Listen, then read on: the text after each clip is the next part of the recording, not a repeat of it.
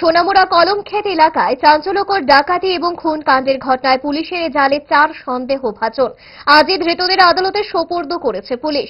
খুন কাণ্ডের কিনারায় পুলিশের হাতে এখনো বড়সড় কোনো সাফল্য উঠে না আসলেও ঘটনার তদন্তে রয়েছে পুলিশ। তদন্তে নেমে 4 সন্দেহভাজনের হদিশ পায় সোনামুড়া থানার পুলিশ।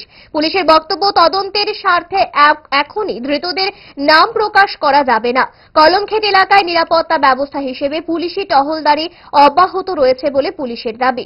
গতকালই কলমক্ষেত এলাকায় খুন হওয়া শান্তিরঞ্জন দাসের বাড়িতে গিয়েছিলেন প্রাক্তন কেন্দ্রীয় প্রতিমন্ত্রী প্রতিমা ভৌমিক। শোকাহত পরিবারের সঙ্গে দেখা করে সমবেদনা জানিয়ে আসেন প্রতিমা ভৌমিক। বাড়িতে দাঁড়িয়ে পুলিশের ভূমিকায় অসন্তুষ্টির কথা গোপন করেননি প্রাক্তন কেন্দ্রীয় প্রতিমন্ত্রী।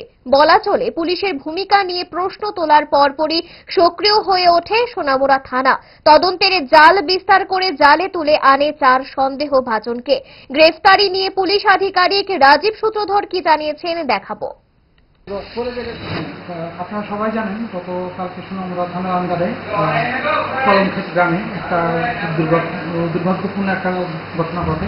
তো ওই ঘটনার পরিপ্রেক্ষিতে আমাদের সোনামুড়া থানাতে একটা কেস রেজিস্টার হয়েছে ডাকাতি মার্ডার সেকশন অ্যাড করে, এবং ওই কেস রিলেটেড আমরা এখন পর্যন্ত টোটাল 4 জনকে আমরা অ্যারেস্ট করেছি এবং ওই 4 জনকে আমরা কোর্টে ফরওয়ার্ড করেছি এবং এই কেসের তদন্ত এখন প্রাথমিক তদন্ত কি বলছে, কি ডাকাতের উদ্দেশ্যে না মানে অন্য না, এটা এখন টোটালি আন্ডার ইনভেস্টিগেশন আছে। আমরা প্রত্যেকটা কর্নার আমরা দেখছি, দেখে আমরা